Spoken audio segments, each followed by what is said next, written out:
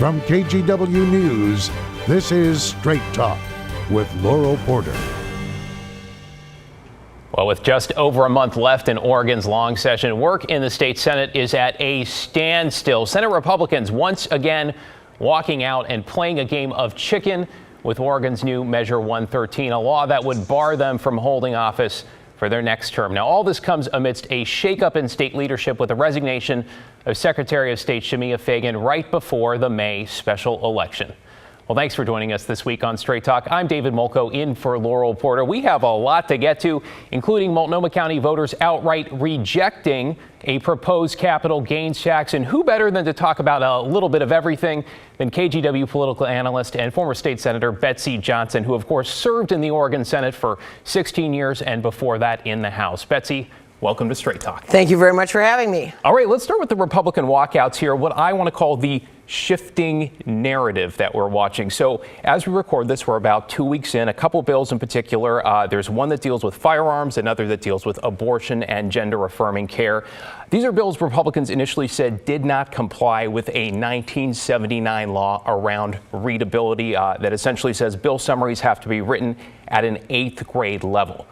Now that narrative has kind of essentially evaporated. It's gone poof. We have lawmakers more pointedly saying the opposition is because the bills are now hyper partisan. Story changes. What's your take? Well, you're missing the third one. And the third one is the ballot measure ripe for legal challenge? And I believe it is. Now, I graduated from law school 500 years ago, and so I could get you time on a divorce. Take that into account when I say what I'm about to say. There are those people, and I happen to subscribe to this line of thought, that believe that withholding a quorum is actually exercising political speech, which is protected under the First Amendment. So eventually this is going to make it to a court. So really there are three things. Any student of the Oregon legislature knows that the hyperpartisan bills all come at the end. The kumbaya stuff happens in the beginning, but simultaneously with the most contentious bills comes the marrying up with the budget. And so this end of session is particularly politically supercharged. You know, we've heard from some Republicans, including State Senator Daniel Bonham from the Dalles, essentially saying, we don't think Measure 113, what you're talking about, is going to stand up in court, and I am willing to bet my political future on it. He's also suggesting that voters might actually approve of him taking that stand. I think we have a little soundbite we can play right now. About what did the voters say when they said we want ballot measure 113 to be in place? I think they said stay and do the job. But I also have a feeling that they believe that that is in a bipartisan manner, that somehow the minority voices are engaged with. So essentially he's saying voters out there approve of this because this is representing their voices, minority voices. What do you think Republican voters think about this, though, about the walkouts in general right now? Well, I'm not in their caucus. I don't wear their jersey. And so I can only take Senator Bonham at his word. I know him. I would consider him a friend. I believe him to be a man of great integrity. And frankly, when I heard that little bit when you ran it as a news story, I was moved by the integrity that I think that takes to say I'm willing to sacrifice my political future on reflecting the views of my voters. And so I think it depends what lens you're looking at the question through to decide just how much credence you want to give the argument. But I think that there's something to be said for that. Now, you know that I was discussing with Pat Doris Eastern Oregon's opinion about does Salem listen to us? And I believed, and I believed during the gubernatorial campaign, and I believe now, that the farther east you go and the farther south you go in this state, the more disenfranchised and less represented people feel.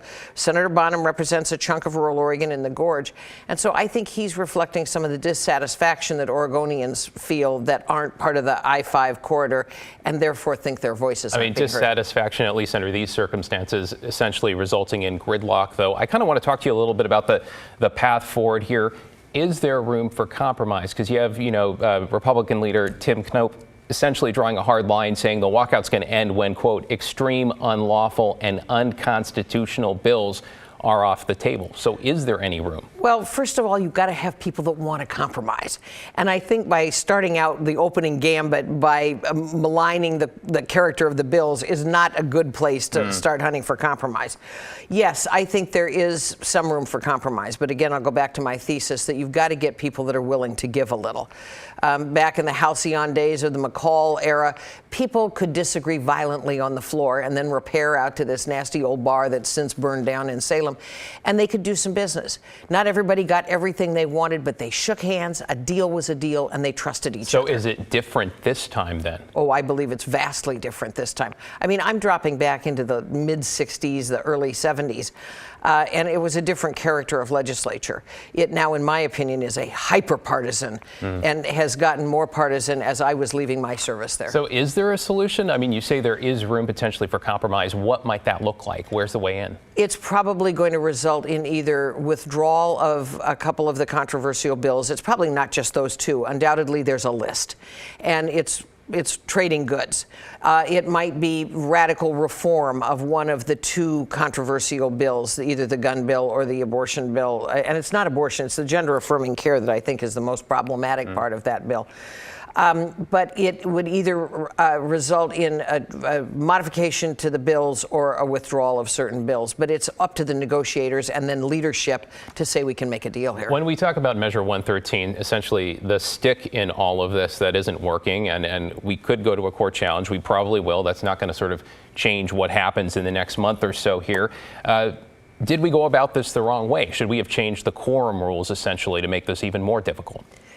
I don't know how to answer that because I don't know what all was tried. But I think there's a core belief that ballot measure 113 was promulgated by a partisan agenda and ideology.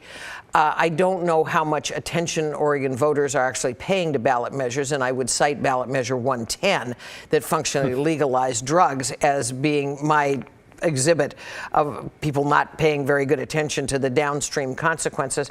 In some of those districts, whether the Republican sitting there now or another Republican is elected is almost a foregone conclusion. Some of those districts are just will stay R or will stay D. How much responsibility do you think Democrats bear for this right now? I think they bear some. I want to characterize this as a walkout, not necessarily walkouts being the purview of one party or another. My first term in the Oregon legislature, the Democrats walked out. I learned very quickly that I would not be a good felon on the run because they would send the police after us at that point. My mother was furious that I wasn't at work, but this is not just a Republican gambit. The Democrats have used it as well, and it's the last tool in the toolbox of the minority party. It's a strategy, you could say. Let me ask you this, though, before we move on to the Secretary of State. Looking into crystal ball, are we going to be sitting here at the end of session, at the end of June, with nothing having gotten done from now? I think that is entirely possible. And then what would happen is the governor could exercise whatever tools she has in her toolbox, including calling a special session for the specific purpose of dealing with budgets. Because budgets come through the system as bills. They have to be heard on the floor of the House, heard on the floor of the Senate, voted on and signed by the governor. And so if this session collapses, there will be no bills. Now, they passed a continuing resolution, and so agencies will continue to operate, but they won't have new budgets. All right, let's shift gears, talk about the resignation of Secretary of State Shemia Fagan. By all accounts, a rising Democratic star. She chose to take a side job with the cannabis industry. At the same time, her office was auditing said industry. You know this very well. We're not going to get into the fine print here. There's an ethics investigation underway as well. But here we are a couple weeks on, and I'm curious to know, what kind of damage do you think this does when it comes to Oregonians trusting elected officials, period, at all levels? Enormous damage. Tell me why. Enormous damage. Well, first of all, I don't think that the last shoe has dropped. I think there's going to be more. And it seems like every day in the case of Shemia, there was something else. Public money being spent to send her kids back to the White House for the Easter egg roll. I talk of bags of cash showing up in places. These are the same people, Shemia specifically, who said repeatedly, ours is a transparent system. You can see the contributions on Orstar. And then suddenly there's discussion of going over to people's houses to pick up bags of money. against the national backdrop of the erosion of people's confidence in our civic institutions, I think this has done irreparable damage to Oregon. You know, and I should mention that some of the things you just mentioned, KGW has not substantiated those reports independently. But I just want to get at, so where does it go forward from there in terms of that particular trust issue? Does an ethics investigation do it? It kind of feels a little bit like we're lurching kind of from one scandal to another, right? I believe that. And in the case where the governor said that she would refer to the Secretary of State any criminal investigation, the AG, the Attorney General, does not have that jurisdiction. And so that's kind of a toothless tiger. And I don't know how much real force and power the Ethics Commission has. I think on the plain face of it, there were ethical, if not criminal, violations. I'll leave that to others who have the full array of the data. But this is a very bad situation.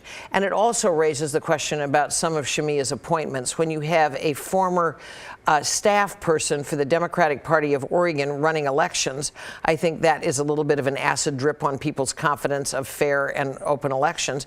And then you still have this lingering question about the $500,000 in ill-gotten gain that was given to the state Democratic Party and what resolves that. There need to be a lot of recovery points to restore people's confidence. Okay, and it sounds like from your point of view, we're just getting started on that, or maybe haven't even begun. That is my opinion. All right. A couple other things on Fagan. One of the things she mentioned, she said it wasn't an excuse, but her salary, $77,000 a year for the Secretary of State position. We've been one of the lowest, I should mention, in the country for that position. We've been down this road before talking about what Oregon lawmakers are paid. I think it's in the 50s with a per diem during the long session. Washington, I think they're in the 60s. Do we need to rethink that? I think we need to rethink our legislation in its entirety. I remember back when Oregon was a citizen legislature. You could come and there was a predictable 6 months that you were there, and there weren't special session after special session. So we're professionalizing the legislature. The legislature is now unionized, but the salaries definitely need to be looked at. I took that salary, the legislative salary, for 2 decades without much improvement, and the buying power of legislative salaries has diminished. We ought to look at the salaries of our chief elected officers. But she knew what the salary was when she took it. She failed to disclose that she was taking a side job with vastly more upside potential than her state salary. And which paid her more monthly than her state salary. Exactly. And so you knew what the job was when you took the job. If you couldn't afford to live on it, maybe you should have thought differently, or you should have disclosed, and you sure as hell shouldn't have taken a job working for a company under audit by your agency. It's remarkable. Okay, looking forward here, her successor. So Governor Kotek said she wanted to wait until after the special election. We are now past the special election. This week she told reporters, quote, "I haven't talked to anybody yet. I have no list," end quote. Okay, maybe not a pen and paper list, but there's definitely stuff going on in her head. What do you think? Who's on it? Sure. Who's the front runner? Well, let's jump up 100,000 feet and really discuss the fork in the road that she has. We're going to need more than a plane to get to 100,000 yes. feet, though. A balloon. The fork in the road is, does she appoint a caretaker? And one of the names that I've heard is former President of the Senate, Peter Courtney. This is a familiar face, kind of, will hold the fort down until an election. Or does she anoint one of the princes or princesses of the party to come into a very high-profile spot with the distinct possibility that that person could have their own political ambitions? What do you think? I think she's probably going to go for the caretaker. Okay. In my tummy, I think it's a caretaker. Governor Brown did very well in appointing my good friend and former Speaker of the House, Bev Clarno, to be that caretaker person in the Secretary of State's role. So I think she's going to lurch caretaker. You don't think we're going to get a surprise in any form here? My opinion is caretaker, but nobody's called and asked me. All right. Let's move on. When we come back, the ballot count is underway. We're going to get Betsy's take on some of the results from Oregon's special election, including, as some say, Multnomah County meeting attacks it did not love. That is next. Stick around.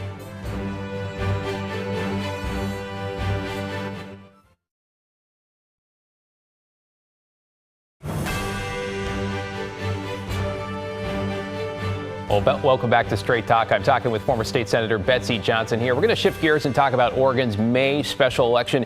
It is small in comparison to last year's contest, yes. But Betsy, I like how Willamette Week put this. They say the little decisions have a way of growing in significance. Don't we know that well? Absolutely, and I think that characterizes this off-cycle election.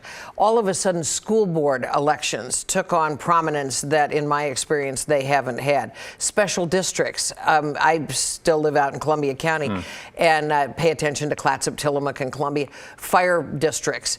All the little guys have much more attention and controversy than heretofore. Well, let's start with something in Multnomah County. This is the proposed capital gains tax, talking about controversy. This is a plan that would have helped those face eviction afford legal representation. Keep in mind the results you're seeing. This is where they stand as of Thursday afternoon. You can see 81% of voters saying no, resoundingly rejecting that. On one front, Betsy, there were a lot of opponents here. The Metro president, the Multnomah County chair, Mayor Ted Wheeler, saying this isn't the way to do this. Some folks pointing out saying, hey, we already have funding for this. The Oregonian, Willamette Week, saying no. The Oregonian calling it inefficient, poorly written, and untested. My question for you on this measure, what do you think drove that 81% to no? Is it the measure specifically? Is it we don't want another tax, period, or a little bit of both? It was both of those things plus ill-conceived. I think too often there's either been legislation or ballot measures or other things on the ballot where nobody has thought out the downstream consequences. And when you had the gallery of people saying no, if memory serves me correctly, Congressman Blumenauer came out in opposition to it. I believe that's correct. And so you couldn't find an anchor in the progressive world that said this is a great idea. You certainly weren't going to find an anchor in the more conservative side. I'm surprised that it got as many yes votes as it did, to be honest with you. If I'd lived in Multnomah County, I'd have been a hell no. 81% still pretty strong, though, considering, the county's history with taxes. Speaking of taxes, though, I want to talk about the Portland mayor before we get to other races here. He's come out in the last couple weeks saying people are overburdened. He proposed a one-year freeze on local taxes, utility rates, and fees, everything from what they call system development charges to parking meter rates. He calls it holding the line and a way to get people to stay. My question for you, is that a carrot? Is it a strong carrot? What do you make of that? It's a little bitty carrot, and his colleagues didn't agree with him. If I remember correctly, they split the difference on the parking fees, and he wanted to not do that at all. And ended up 20 cents an hour instead of 40, a universe something like of 40. And the step down on the others is small. It's not just those. It is the totality of the taxes. I think Portland is second only to New York City in the tax burden. It is what are taxpayers getting for their money. I hear from more and more of my colleagues and friends that live in Multnomah County that are fleeing. I don't have good police protection. I don't have good services. Downtown has been turned into a bike paradise, and it's difficult to, what am I getting for all of this tax? So I think the financial burden of living in Portland doesn't hinge on a 20-cent an hour increase in the parking fees. It's a totality of a lot of things that are making Portland no longer the great old lady that she was. Back to election results, widen out to the county here. District 3, Multnomah County Commissioner. This was Jessica Vega Peterson's seat. One of 5 seats. It looks like retired Nike exec, longtime PBS board member there, Julia Brim Edwards, is going to win that outright, over 57% there.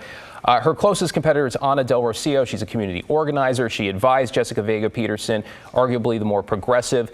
Different generations, different economic backgrounds. Del Rocio talks about being a single mother, a renter, a transit rider, the first of her family born in the U.S. Endorsements went to Brim Edwards here because, chiefly, the paper said, because of her experience.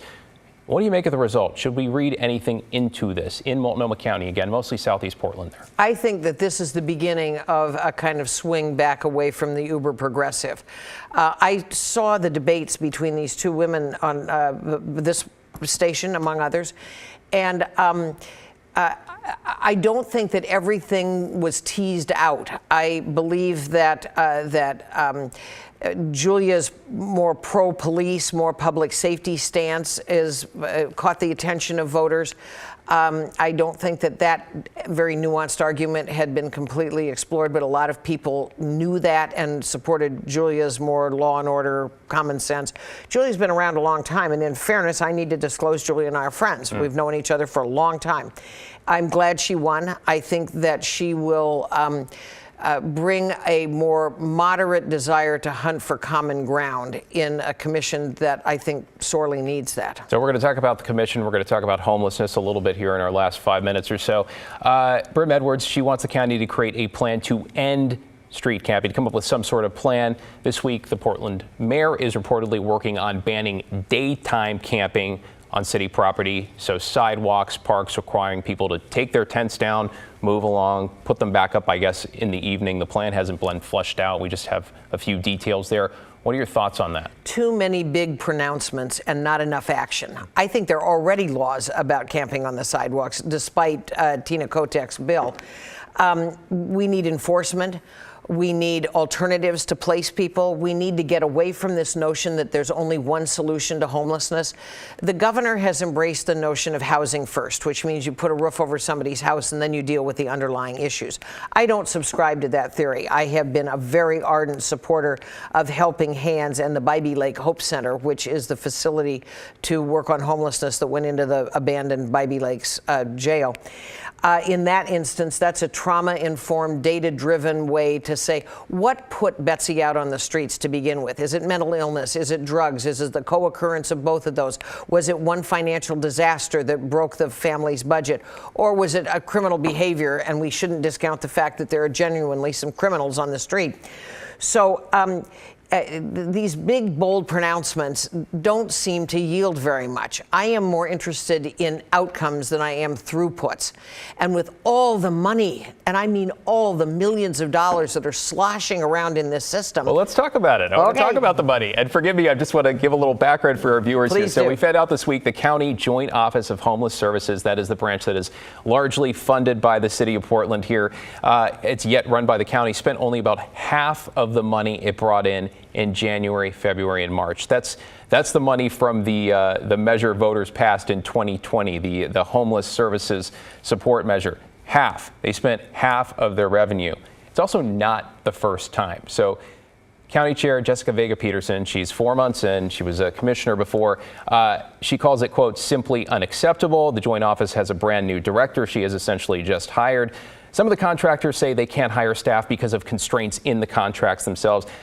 It seems complicated on the surface, but I'll summarize it like this. It seems like we have the funds for solutions and somehow we are still falling behind.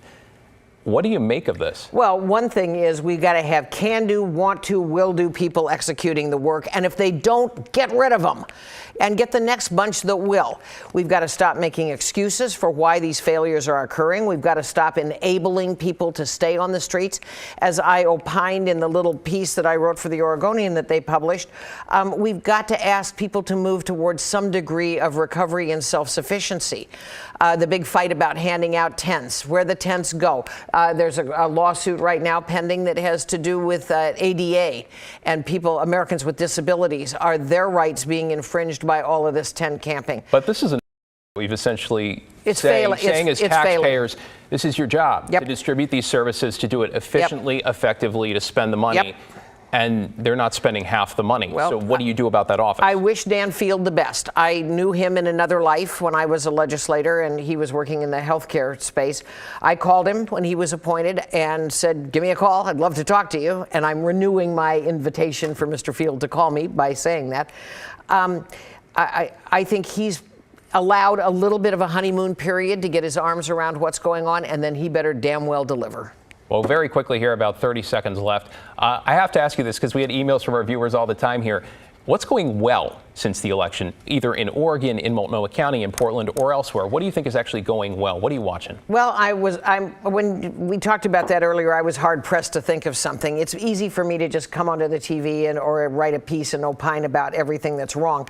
I was quite surprised by how robust the revenue forecast was. There are lots of things that factor into that. I hope the legislature saves some of that and doesn't succumb to the temptation to spend it all. But I was quite surprised. That shows some degree of business rebound, but there still is an awful lot of work to do to give the business community the confidence that government is working with them. An awful lot of work to do. We'll leave it there. Betsy Johnson, always appreciate your time. Thanks so much for joining us. I appreciate being on the show. You know what? And thanks to all of you for watching as well. Laurel's going to be back next week, and I will see you on the news. Thanks for watching.